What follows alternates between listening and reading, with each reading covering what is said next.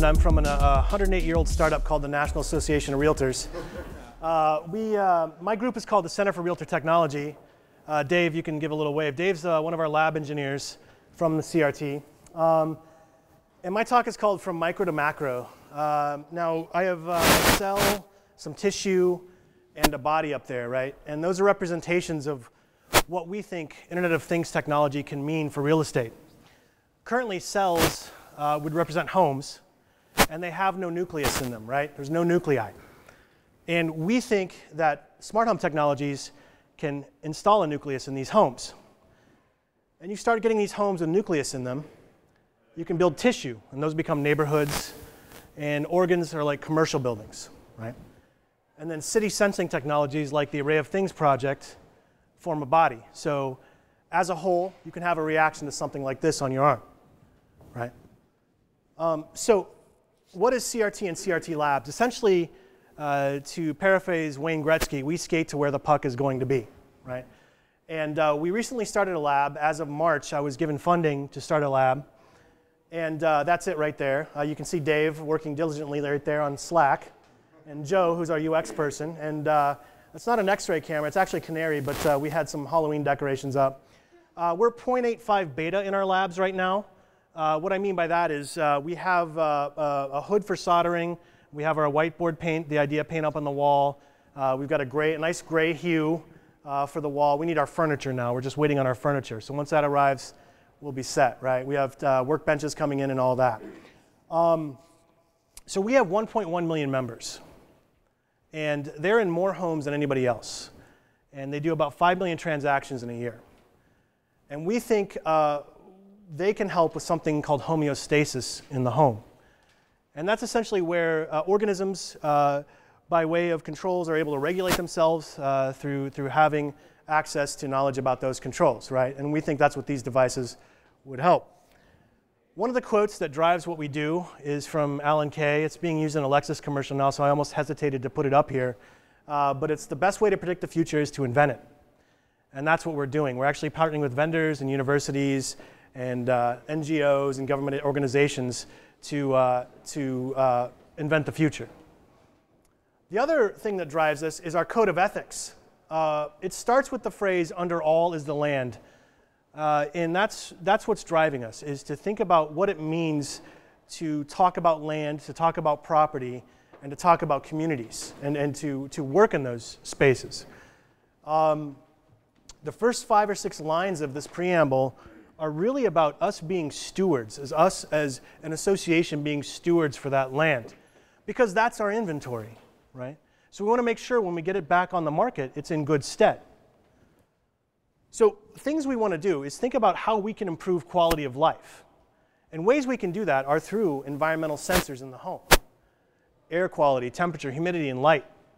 And use metrics from those devices to help homeowners improve their quality of life. And rather than being focused on the sale or helping someone buy a home, we can actually focus on being a steward for the home and helping the homeowner through the course of home ownership. We have a phrase, our publications group has a phrase, home ownership matters. It's not home buyership or home sellership. We're actually concerned about home ownership. Right? So we want to redefine the relationship and really think about what it means for us as an organization to work with homeowners. What does it mean? So what we want to do is talk to homeowners and talk to communities and cities. And actually, one of the projects, the Array of Things project, we've been asked to help with some of the debugging of their systems, but also doing some dev kit work with them. And they just received a $3.1 million grant from the National Science Foundation, and for 500 of these units to be built. And they want to put 3 of them on our building on Michigan Avenue. So really, we have a room that's a lab. We have 2 buildings that are labs in Chicago and DC. And we have a whole country at our disposal as a lab. Because having 1.1 million members means we can have any of our membership throughout the whole United States be field labs for us. Right? So we have access to all climates, all regions in the country. One of the things we did, what I signed for NAR, is something called the Home Energy Information Accelerator through the Better Buildings Institute initiative through the Department of Energy. And we signed with an eye to the future. Our standards body, the Real Estate Standards Organization for residential real estate, they signed it to get utility information into the listing. So you could voluntarily disclose what your utility information is from your utility in that, so people could see what it might cost per kilowatt hour to live in that home. We signed with an eye to these devices augmenting the information and making it more real time. The philosophy I subscribe to, Buckminster Fuller's idea of automation replaces the automaton. We want to make it as easy as possible to have the freshest data in a listing as we can. And so if we can use these devices to take that role for us, for our membership, so they can work on selling real estate, and by all means we'll do it, right? So I'll talk about some of the partnerships. Some of the groups that we are talking to and working with, Bosch is one of them, Gimbal is one of them, Schneider, ADT, GE, some of the universities, University of Michigan, MIT, Carnegie Mellon, Berkeley, and Virginia Tech. NGOs, Elevate Energy here in Chicago. We're working with the Internet of Things Council. I'm actually joining the board in November for the Internet of Things Council. Department of Energy is a big one we work with. Also another of their labs, PNNL out in Northwest, and Lawrence Berkeley as well.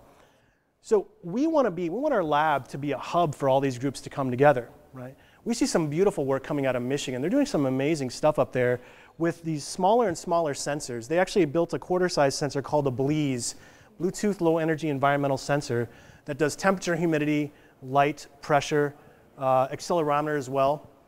And it runs on a coin battery. But they also are working on energy harvesting for these devices. So you can put them up anywhere in the space and not have to worry about charging them, which is a big problem for these devices right now. So they put them up all over with these small solar panels that will harvest light from these lights we have in here, or radio waves, right? So bringing them to meet with companies like Bosch, we might be able to drive and spur some innovation between the two, and get some very smart PhDs into some jobs at companies like Bosch. Other groups, so we're very concerned about privacy and security as well. And so we're partnering with a group called Build It Securely, which works with manufacturers to help them harden their code. They have a program through BugCrowd where vendors, I think Dropcam is one of them, they release their code to these InfoSec researchers, and for each bug they find, they'll pay them a bounty between $50 and $1,000. Right? So that way it allows their engineers to keep innovating, and it also allows a third party to review the code and help them strengthen it. Another group we partnered with recently is the Online Trust Alliance, and we released a smart home checklist. Dave and I and Chris worked on developing the checklist, and the OTA released it recently.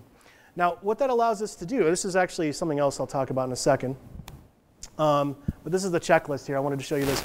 But what this allows us to do is give it to our membership and educate the homeowners about the things they need to consider when they either are selling their home or buying a new home, right? Other ways we're educating our membership is through something like this. We put this together to essentially show 4 different thermostat models and talk about what the advantages are of each one, what protocols they work with, what standards they work with. But also, thermostats are a complicated thing because you have different connectivity, right? You have a C wire, but then you also have the different connectivities for the different HVAC units. So we have a link to where you would find out information for that specific device right there. So our membership would email a PDF and educate the homeowner about which one of these devices to work with. This is one example of what we're going to do. We're going to do it for plug loads, for hubs, for lights, for whatever leak detection devices, beaconing technology. So we have a lot of data coming off of these devices, right? So home performance is a big thing for us. But also, Chris Fenner from Gimbal will be here. We also think behavior in a home is something that's interesting. Not how people are living in the home, but how people are interacting with a home when they're looking at it. So open houses. How do people move about a space? How much time do they spend in each room? As they leave a room, what are the top 3 things you liked about this room? Right? So they move from a living room to a dining room. What are the top 3 things you liked about this living room? That data could actually be used to serve up better listings for them. Homes that are closer to their likes and dislikes, using beaconing technology that Chris will talk about later. So we have behavioral and we have home performance. I'm talking mostly about home performance, but I want to mention the opportunities we have with behavioral as well, and training agents and helping them understand how best to show a home or to build data models on bungalows and ways flow through those bungalows for listings. So here's so we actually participated in a what we call a plug fest for a real estate standards organization. And we wanted to show our MLS compatriots. There are only 770 of them in the country, and they all do their own things. So it's very disparate, very all over the place. We have 1,400 associations. So to get them all on the same page, it can be tricky, right? But we want to show them things are possible. And so we took some listing data from our local Midwest real estate data organization here in Chicago. Any listing you look at in Chicago is fed through MRED. And so we took the data from them. So this is a typical Chicago listing here with the typical data you see. But then we augmented it. We took devices that we had in our homes, specifically off-the-shelf Net Atmos, that cost $180 for an indoor and outdoor sensor. And we took that data, and we wanted to show what CO2 levels were on a daily basis on average for that home, right? So we were able to show that, and a good level is 400 parts per million. Homeowners don't know that. Our membership currently doesn't know that, but they will. We want to be able to help homeowners think about what their airflow patterns are like in the home and how they can mitigate certain problems. We also want to take things, like Dave actually took his Netatmo and hooked it to his Nest. So anytime the parts per million get above 1,000, Nest kicks on the fan and starts the airflow in its place, so that way it's at a good level. There was a recent report by the NIH about airflow and CO2 and how older buildings are having problem with airflow, and that the CO2 levels outside are so high that they're causing cognitive problems with cognitive functionality in these buildings, these existing buildings. Now, the problem that we have and we're trying to fix is 90% of our stock is existing homes, and we have no insight into the quality of life in those homes. And we believe these devices are a cheap way to do that, and a very effective way to do that. We're also showing power usage. Now, Chicago has smart meters installed, and there's a company called Rainforest Automation, and they make an Eagle gateway that costs about $99. And if you connect this to your smart meter through Zigbee, you can understand what your cost per kilowatt hour is and what your energy usage is. So we're showing in the orange here what the energy usage is for the home, but we're also showing what the indoor temperature is and the outdoor temperature is. And it's currently in Celsius here, but I was trying to pull up our site because we have it fixed for Fahrenheit now, which is, we're the only country who thinks that's important, I guess. And this device came from France, which is why we have it in Celsius. But we can start seeing correlation between CO2 levels and temperature. Because if you have humidity levels above 60% in your home over a certain amount of time, and temperatures are elevated, you can develop mold. And you're not even going to know it, right? But here's how we find out. And here's where our membership can help homeowners understand their value, right? So, so those are some metrics we just pulled in to show how this could potentially look. Now, we're calling our project Rosetta Home. We're working on the trademark. But the thing about that is we really want this to be device agnostic. We don't care about who manufactured the device. So we want to work on standardization and pulling in whatever products a person owns. Now, we think our membership as a closing gift could give a great kit to a homeowner that includes a hub and about 5 or 6 of these environmental quality sensors, and say, look, you now understand how you're living in this home and what it means, what these values mean. What I'd like you to do, though, is if you share a couple of these data points with me, I can help you improve upon these and also refer you to people who can help you improve upon these metrics. Hey, thanks for watching. Don't forget to subscribe to our YouTube channel and our weekly newsletter. Also, if you want to come to a VW event, use the code BWTV and get 15% off. We hope to see you soon.